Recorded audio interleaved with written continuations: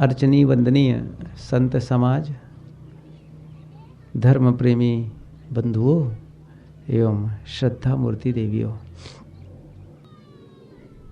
हम लोगों का जो जीवन मिला है वो बहुत ही मूल्यवान है और यह बात हम लोग कई बार सुन चुके हैं। सद्गुरु ने कहा है, मानुष जन्म दुर्लभ है बहुर न दूजी बार, पक्का फल जो गिर पड़ा बहुर न लागे डार। यह सद्गुरु कबीर साहब जी की पंक्ति है और गोस्वामी तुलसीदास जी की भी पंक्ति प्रसिद्ध है। बड़े भाग्य मानुष तन पावा, सुर दुर्लभ शद ग्रंथन गावा। ऐसा वो कहते हैं कि इसकी विशेषता देवता जन भी गाते हैं, इसे दुर्लभ कहते हैं। सुर दुर्लभ अर्थात देवताओं के लिए भी दुर्लभ है मनुष्य शरीर पाना। यह कौन कहता है? शद ग्रंथन गावा, ऐसा गोस्वामी जी कहते हैं। गोस्वामी जी कहते हो या सद्गुरु कबीर साहब जी कहते हो, हम लोगों का अनुभव भी यही कहता है, आप सबका भी अनुभव यही कहता है। विशेषता मनुष्य में है, पशु पक्षियों में विशेषता नहीं है। पशु पक्षियों में भी विशेषता है, दूसरे ढंग से है। शारीरिक रूप से, इंद्रियों के रूप से उनमें भी विशेषता है। जैसे घोड़े के समान दौड़ नहीं सकते, चीते के समान नहीं दौड़ सकते, गिद्ध के समान उड़ नहीं सकते, कुत्ते के समान सूंघ नहीं सकते। बहुत सी बातें हैं, अभी इसको वर्णन करने की ज़रूरत नहीं है। उनको यदि देखें, बोझा नहीं ढो सकते। ये हाथी जितना बोझा ढोएगा आदमी कहाँ ढो पाएगा। उनका शरीर भी विशाल काय होता है। हाथी देखते हैं लेकिन मछली कहाँ देखते हैं। मछली को तो आप 72 फीट की हड्डी देखे हम लोग वहाँ बड़ौदा के म्यूज़ियम में, और एक कलकत्ता में उसके मछली के दाढ़ ऐसे फाटक के ऊपर कैसे खड़ा रहा, बहुत बहुत लंबा, मेरे ख्याल से 10-12 फीट ऊंचा। केवल दाढ़े की बात बता रहा हूँ, तो मछली कितनी बड़ी रही होगी। कहने का मतलब यह है, शरीर उनका बड़ा है, इंद्रियों में शक्ति ज़्यादा है, लेकिन मनुष्य के पास जो शक्ति है वह उनमें नहीं है। वो कौन है? बौद्धिक शक्ति, साधना की शक्ति, कल्याण की शक्ति मनुष्य के अलावा किसी दूसरे प्राणी में नहीं है। इसे हम दूसरे शब्दों में कहें, भोजन और भजन, ये दो शब्द आते हैं। भोजन और भजन। भोजन करने का सौभाग्य प्राणी मात्र को है। चींटी से लेकर हाथी तक जो हम लोग देख पाते हैं, उन प्राणियों को देखते हैं, किसी न किसी रूप में सुबह से शाम तक मेहनत करते हैं और भोजन कर लेते हैं। और भजन तो केवल मनुष्य करता है, मनुष्य के अलावा कोई प्राणी नहीं करता है। भजन, पूजा, आराधना कोई नहीं करता है। मैं एक बार देखा हूँ हाथी को पूजा करते हुए, आप लोगों ने देखा है? मैंने देखा है। बताऊँ कहाँ देखा हूँ? सर्कस में। आप लोग भी शायद देखे होंगे। सर्कस में बहुत बढ़िया, मैं छोटा था, सर्कस देखने हम लोग गए थे घर वालों के साथ। तो शिवलिंगी रख दी गई, बड़ा सा, बहुत बड़ी शिवलिंगी, और उसके चारों तरफ हाथी परिक्रमा करते हैं। कई हाथी आए, बहुत बढ़िया, और पानी सूंड से ले करके उसको नहलाए। और जानते हैं उसके सूंड के जो पानी हो ना, इतना बढ़िया छिड़का फव्वारे सरीखे, तो बच्चे थे तो और अच्छा लगता था। फिर उसके बाद उसको गुलाल दिया गया, वो भी उसी ढंग से छिड़का, बहुत सुंदर लगा। फिर उनके आरती दे दी गई, और आरती वो घुमा रहे हैं खड़े होकर सभी, और फिर बैंड बाजा बज रहा है, ओम जय जगदीश हरे। अच्छा लगता था। हाथी भजन पूजा कर रहा था, लेकिन ये तय मानिए हाथी को पता नहीं था कि हम किसकी पूजा कर रहे हैं और क्यों कर रहे हैं। उनको तो मारपीट के सिखाया गया है, ऐसा करो ऐसा करो। मनुष्य समझता है कि पूजा हम क्यों करते हैं, भजन हम क्यों करते हैं। लेकिन एक बात मैं कहना चाहता हूँ, वो यह है, यदि मनुष्य भी भजन न करे तो उसको किस कैटेगरी में रखेंगे? हमने दो भागा ना, दो भाग बांटे ना। क्या क्या बांटे? एक भजन करने वाला और एक भजन न करने वाला, अर्थात केवल उदर पोषण करने वाला, केवल पेट भरना और प्रजनन करना, संतति की उत्पत्ति करना, बस यही काम है पशु पक्षियों में, कृमि कीट आदि में। लेकिन मनुष्य वो भी उदर पोषण करता है, पेट भरता है, प्रजनन करता है, लेकिन एक काम करता है, वो सबसे बड़ा काम है, वो है भजन का काम। ये दो भाग हुए। अब इसमें भजन न करता हो तो किस विभाग में जाएगा? ये तो सब लोग समझ गए होंगे, इसको मैं कहूंगा भी नहीं, क्योंकि यदि भजन नहीं करते हैं तो उसका विभाग ही बदल गया फिर। इसलिए हमें क्या करना है? भजन करना है। अब प्रश्न हो सकता है ये भजन करें कैसे? मान लो ऐसा कहने के बाद किसी का मन बन भी जाए, यदि आप लोग सोचते होंगे बात तो ठीक है, तो भजन करें कैसे? तो भजन, जैसे अभी हम लोग हमारे साथियों से भजन सुन रहे थे, वो भी भजन गाना है।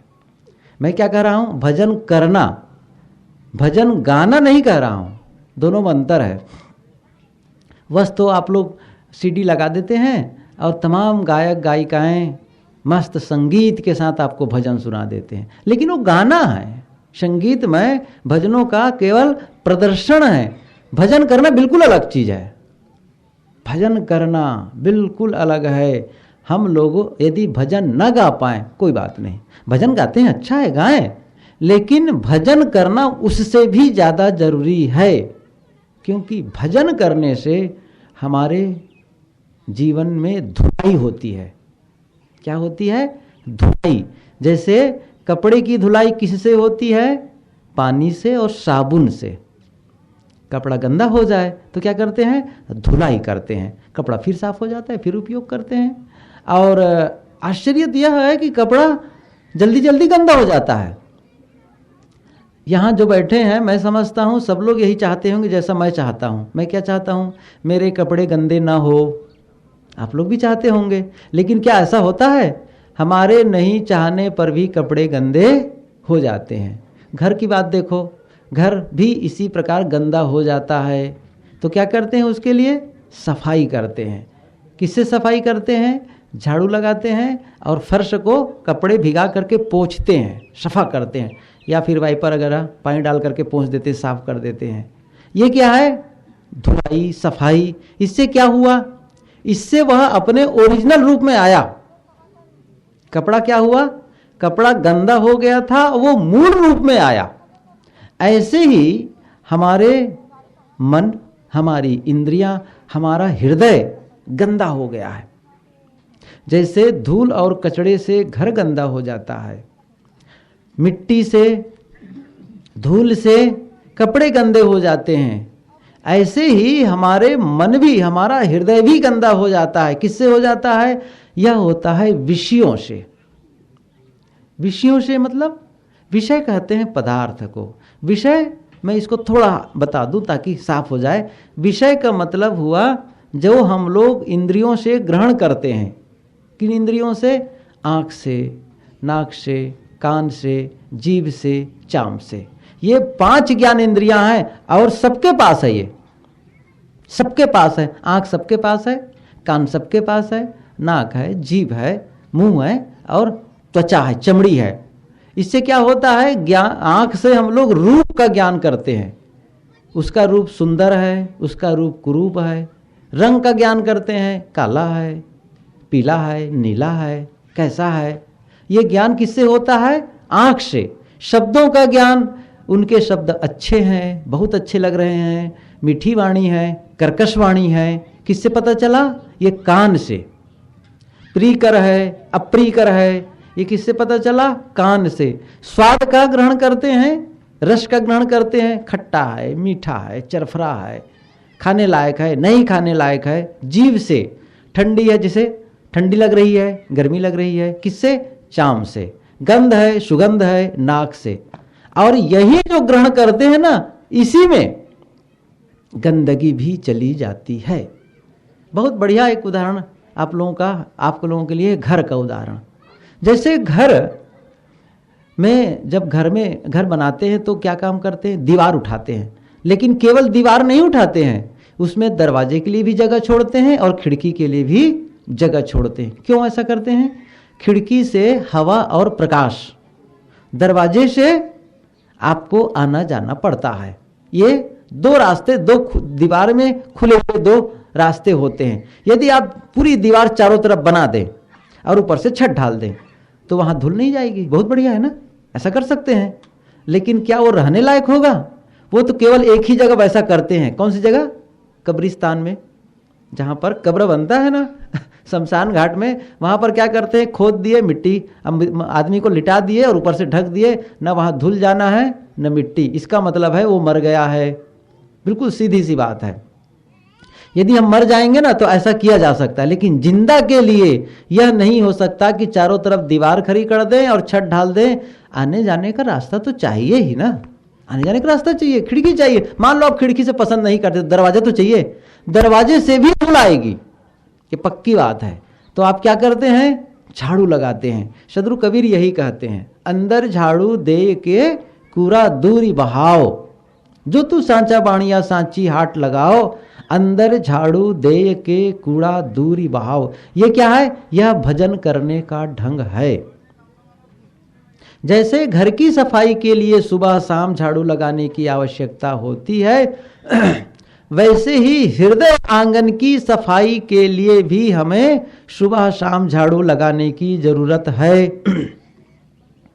कितने लोग लगाते हैं झाड़ू? बड़ा कठिन है ना। अब ख्याल करिए उस घर की, जिस घर में महीनों महीनों झाड़ू ना लगी हो, आप रह पाएंगे?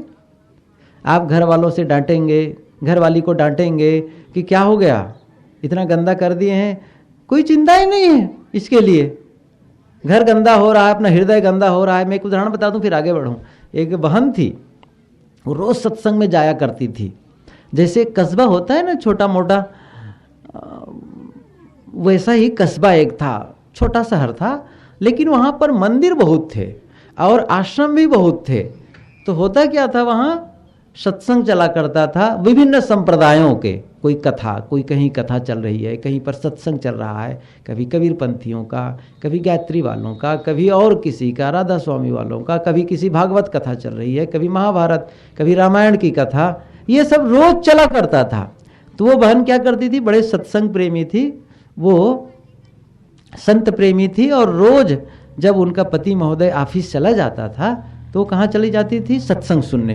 पार्ट टाइम होता था ना, बीच में खाली टाइम होता था तो वो चली जाती थी रोज सत्संग सुनने।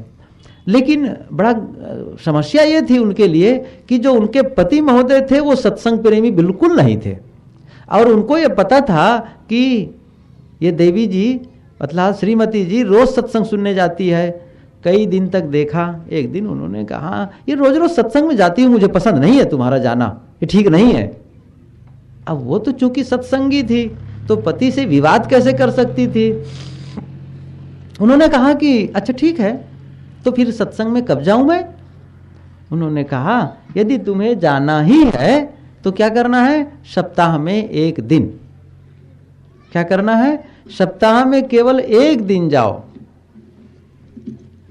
उन्होंने कहा ठीक है, मैं सप्ताह में केवल एक दिन सत्संग सुनने जाऊंगी। तो सत्संग सुनना बंद कर देती है। सुनो भैया, इधर थोड़ा सा उधर बढ़ा करके करना है। हाँ, सत्संग सुनने के लिए आप लोग मेरी ओर ध्यान दे रहे हैं कि बिछावन की ओर देख रहे हैं? ऐसा लगता है। मन के बारे में बताऊंगा मैं एक दो दिन में कि कैसे भागता है हमारा मन और कैसे हम भजन से विचलित होते हैं। अभी तो मैं केवल फाउंडेशन बना रहा हूँ। क्या कर रहा हूँ? अभी मैं भवन बनाने के लिए फाउंडेशन तैयार कर रहा हूँ, नींव भर रहा हूँ, और फिर कल से शुरू करूंगा यदि समय मिला तो, कि हम कैसे क्रम क्रम ईंट जोड़ करके छत ढालेंगे। तो अब फाउंडेशन मजबूत नहीं बनाओगे ना तो फिर आपका भवन भी कमजोर हो जाएगा। इसलिए भवन बनाने के लिए क्या करना है? आपकी जो फाउंडेशन है, आपकी जो नींव है, उसको पुख्ता करो, मजबूत करो। मजबूत फाउंडेशन में ही मजबूत बिल्डिंग की आशा की जा सकती है। मैं कह रहा था, तो वो क्या करती थी, वो सत्संग में जाना बंद कर देती है। केवल एक दिन जाती है, लेकिन घर में एक काम और करती है। क्या? वो घर में झाड़ू लगाना बंद कर देती है, घर की सफाई ही बंद कर देती है। तो जब 2 दिन बीते तो घर वाले ने कहा कि अरे घर की तू सफाई क्यों नहीं करती है, इतना गंदा हो गया है। कहीं कर दूंगी, क्या जल्दीबाजी है। तो फिर 4-5 दिन बीते, फिर भी वही गंदगी, चारों तरफ कचड़ा बुचड़ खाना लग रहा था। तो फिर कहते हैं कि अरे इतना गंदा हो गया है घर, तुम सफाई क्यों नहीं करती हो, झाड़ू नहीं लगाती हो, पोछा नहीं लगाती हो। उन्होंने कहा कि आप क्यों जल्दीबाजी करते हैं, सप्ताह में 1 दिन झाड़ू लगा दूंगी, सप्ताह में 1 दिन पोछा लगा दूंगी। तो वो बहुत खपा हो गए, बड़े नाराज होकर कहते हैं सप्ताह में 1 दिन झाड़ू लगाओगी तो घर बुचड़ खाना हो जाएगी कि रहने लायक रहेगा। तब उन्होंने कहा आप घर की बहुत चिंता कर रहे हैं और हृदय आंगन की चिंता नहीं कर रहे हैं। मैं रोज चाहती हूं कि मैं अपने हृदय में रोज झाड़ू लगाऊं और आप समझती हैं कि सप्ताह में 1 दिन जाओ, कैसे काम चलेगा। घर की गंदगी आपको खटक रही है, घर की गंदगी खटक रही है, लेकिन मन की गंदगी, हृदय की गंदगी नहीं खटक रही है। ऐसे है, हम सबकी वही बात है। हम सब क्या करते हैं, घर को रोज साफ करेंगे, सुबह शाम कपड़े की रोज धुलाई करेंगे, बर्तन की रोज धुलाई करेंगे, शरीर की रोज धुलाई करेंगे, रोज 2 टाइम ब्रश करेंगे टूथ ब्रश लेकर के, लेकिन मन को कभी साफ करने के लिए बैठते ही नहीं। अब सोचो उसकी दशा क्या होगी। मैं पहले ही कहा उस घर की क्या दशा होगी जिस घर की सफाई महीनों नहीं, और यदि भगवान बचाए तो कहूँ वर्षों, क्षमा करें आप लोग, वर्षों। कब, साल में 3 दिन, कब, जब कबीर आश्रम सकरी में सत्संग है तब, और कहीं चले गए 2-4 जगह। इससे काम नहीं होने वाला है। मैं नहीं कहता हूं कि ये भी मत करो, ये कहो ये भी नहीं करना तो और गड़बड़ हो जाएगा। फिर कम से कम इतना तो करते हैं, धन्यवाद है इसके लिए, लेकिन इतने से काम नहीं चलेगा। शत्रु कबीर ने क्या कहा है, नित खरसान लोहा गुण छूटे और नित की गोष्ठी माया मोह टूटे।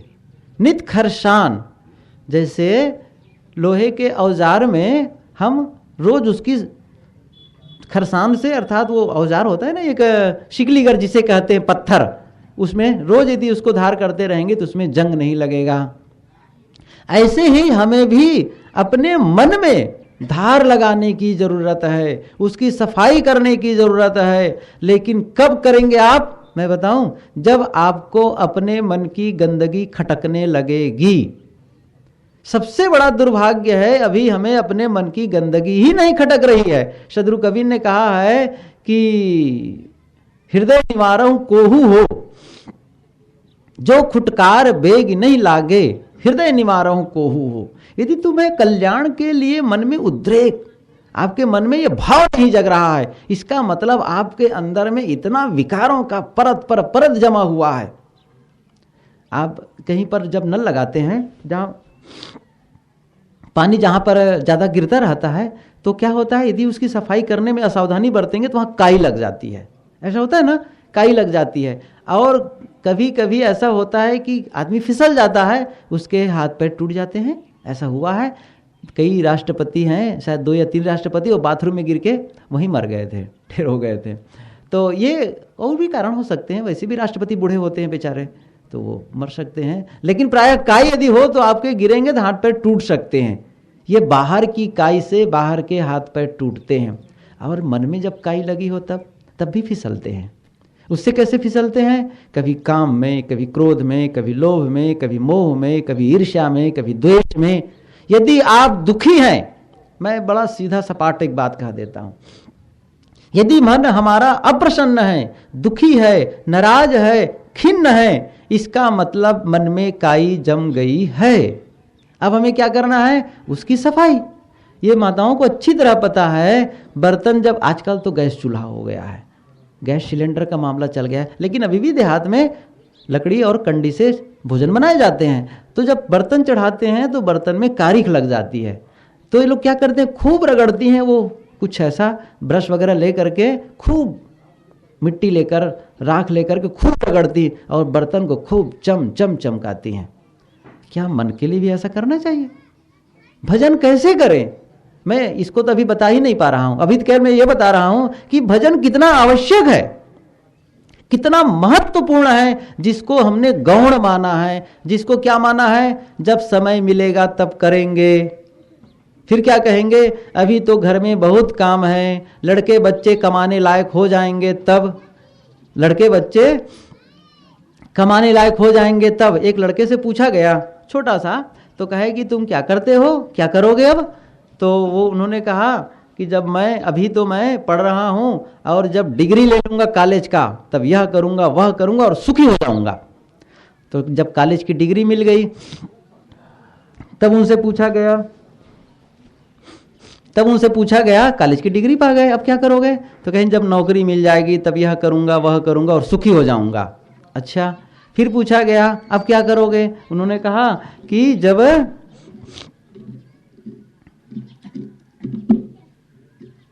शादी हो जाएगी तब यह करूंगा वह करूंगा और सुखी हो जाऊंगा। शादी हो गई तब कहते हैं कुछ बाल बच्चे हो जाएं तब यह करूंगा वह करूंगा और सुखी हो जाऊंगा। बाल बच्चे भी हो गए, कहें अभी बच्चे स्कूल जा रहे हैं, उनकी पढ़ाई पूरी हो जाएगी तब यह करूंगा वह करूंगा और सुखी हो जाऊंगा। बच्चे भी बड़े हो गए, वो भी पढ़ने लायक हो गए, काम में लगे, तब कहते हैं रिटायरमेंट हो जाएगा ना तब बिल्कुल सारा काम छोड़कर मैं क्या करूंगा? भजन साधना में ही समय बिताऊंगा।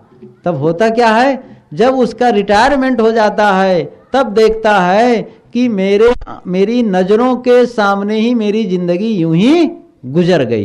ये कैसे हो सकता है? जब आप बूढ़े हो जाएं तो भजन के लिए करें काम। आप इंतजार मत करिए, उस सुनहले अवसर की इंतजार मत करिए। आप समुद्र के किनारे जाएं और ये कहें कि जब पानी की लहर खत्म हो जाएगी, उसमें जो तरंग है ना वो खत्म हो जाएगी, तब मैं स्नान करूंगा। स्नान कर पाएंगे? नहीं कर सकते हैं, सीधी सी बात है। क्यों? समुद्र में हमेशा तरंग तरंग तरंग, जिसने भी समुद्र देखा वो अच्छी तरह जानते हैं, निरंतर लहर पर लहर। ऐसे में आप भजन आप नहा ही नहीं सकते हैं। आपको क्या करना है? उसी लहर में आपको जाके डुबकी लगाना है। ऐसे ही हमारे जीवन में समस्याओं से जब खाली हो जाए, हमारा जीवन समस्या रहित हो जाए, तब मैं साधना भजन करूंगा निर्विघ्न रूप से। ये कभी नहीं हो सकता है। इसीलिए कहा गया है न 9 मन तेल जुड़ेगा न राधा नाचेगी। एक कहावत है ना, न 9 मन तेल जुटेगा न राधा नाचेगी। काहे 9 मन तेल इकट्ठा होगा और क्यों राधा नाचेगी? कभी नहीं हो सकता है ऐसा। इसलिए क्या करना है हमको? इन्हीं सारी समस्या, और मैं सही बताऊं, सही बात तो यह है, यदि आप समस्या को समाधान करना चाहते हैं, उसके लिए भजन बेहद महौषधि है, महत्वपूर्ण दवाई है। और आपका समाधान ऐसा लगेगा जैसे आंखों के सामने दिखेगा। क्यों? इसलिए दिखेगा क्योंकि आपका मन क्लियर है ना। दर्पण के सामने आप जाकर खड़े हुए और दर्पण में धूल लगी हो तो आप चेहरा देख पाएंगे? कभी नहीं देख सकते हैं। दर्पण में चेहरा कब देखते हैं? जब दर्पण एकदम साफ स्वच्छ होता है। पानी के पास जाएं, चेहरा कब दिखेगा? 2 शर्त है, पानी स्थिर हो और पानी साफ हो। इसी प्रकार से हमारा मन भी जब साफ होता है तो बहुत जल्दी समस्या का समाधान ढूंढ पाता है। मन में जब गंदगी होती है तो समस्या का समाधान इतने नीचे दबा रहता है कि उसको उखाड़ने में समय लग जाता है, और कई बार गलत समाधान दे देता है। तब कहते हैं क्या बताएं, हमारे तो भाग में ही दुख लिखा हुआ है। नहीं, बिल्कुल गलत। भाग में दुख नहीं लिखा है, आपने दुख का निर्माण किया है। दुख तो सबके जीवन में निर्मित होता है, समस्याएं सबके जीवन में आती है, लेकिन उन समस्याओं का समाधान करने के लिए हमें साधना की आवश्यकता है, भजन की आवश्यकता है, मन की क्लैरिटी की आवश्यकता है, सफाई की आवश्यकता है। यह भजन का काम है। एक ही जगह है दुनिया में जहां समस्या नहीं है। एक आदमी था, उन्होंने कहा वो मरने जा रहा था, तो एक विचारक ने कहा कहां जा रहे हो, क्या बात है? उफ, मैं तो अब मरने ही जा रहा हूं। क्यों, क्या हो गया तुम्हें? इतनी समस्या है मेरे जीवन में, इतनी समस्या है कि मैं अब जी ही नहीं सकता।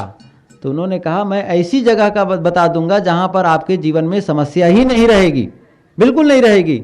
जाना चाहोगे? बिल्कुल, मैं बिना समस्या की जगह में जाना चाहता हूं। ठीक है, ले गए। तो कहां ले गए? वही शमशान घाट में।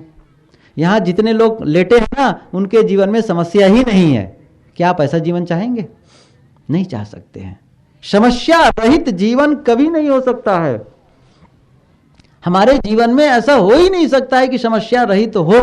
हमारे जीवन में समस्याएं आएंगी, और यही साधना का फल है, यही भजन का फल है कि हम उन समस्याओं से कितनी जल्दी छुट्टी पा सकते हैं, कितना जल्दी उससे अपने मन को उन समस्याओं से अलग कर पाते हैं, कितना हम रिलैक्स हो सकते हैं, कितना हम संतुष्ट हो सकते हैं, कितना हम सुखी हो सकते हैं। देखिए, सुख की एक धारा निरंतर बह रही है।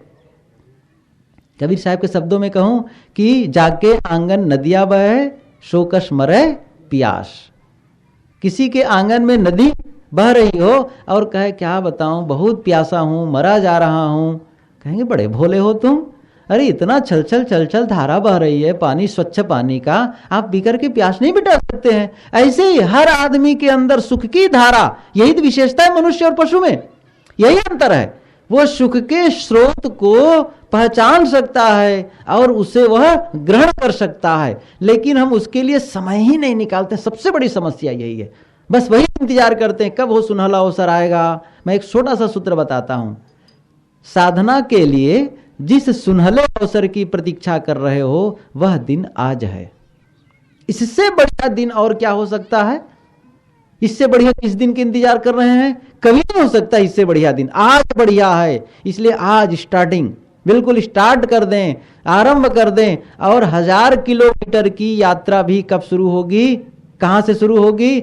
जहां खड़े हैं वहीं से शुरू होगी और आपके पहले कदम से होगी। इसलिए जहां है वहीं से शुरू कर दें भजन, वहीं से साधना शुरू कर दीजिए आप, वहीं से बिल्कुल। मैं पहले थोड़ा छोटा बता दे रहता हूं, फिर हो सकता है कल इसका और क्लियर करूं। जैसे आप अकेले में बैठ जाएं, भजन करने की कैसे करना है, अकेले में चुप बैठ जाएं, कुछ मिनट निकालें। और गुरुदेव जी कई बार कहा करते हैं इसके लिए है कि आप कम से कम शांत बैठ करके सदग्रंथों को पढ़ें। ये क्या है? सदग्रंथ एक ऐसा साबुन है जो मन के मैल को धोता है। वो जैसे दर्पण है ना, उसी प्रकार से सदग्रंथ भी होते हैं। जब आप सदग्रंथ खोल के पढ़ो तो आपका चेहरा दिखेगा। आपका चेहरा कुरूप है, आपका चेहरा स्वरूप। चेहरा का मतलब ये नहीं कि ऊपर का चेहरा, हो सकता है आपका चेहरा सुंदर हो सकता है आपका चेहरा अच्छा ना लगता हो, ना पसंद करते हो, लेकिन वो भीतर का चेहरा, आपका हृदय, आपका मन गंदा है कि सही है, कुरूप है कि स्वरूप है, या वो दर्पण जो साहित्य रूपी दर्पण है, वहां आप देख सकते हैं कि मेरा मन कैसा है, आप समस्याओं को कैसे सुलझा पा रहे हैं। दूसरी बात, आप ध्यान करें। ध्यान में जो भी टूटे जुज भी करते हैं, शांत बैठ जाएं। इतना नहीं कर सकते हैं तो कम से कम यह भी कर सकते हैं, कबीर साहब के कुछ पदों को गुनगुनाइए अंदर अंदर में। या गुरुजी कई बार जो ध्यान शिविरों में बताते हैं, अहम शुद्ध चैतन्य ज्ञान स्वरूपम अजराहम अमराहम अखंडम अनुपम। कुछ तो करिए। जब कुछ करेंगे ना तो आगे का रास्ता साफ होता जाएगा। यहां से आपको भैंसा जाना है, रात अंधेरी है, रात अंधेरी है, आप मोटरसाइकिल स्टार्ट करते हैं तो क्या होता है, उसका प्रकाश कितना गया? 100 मीटर दूर।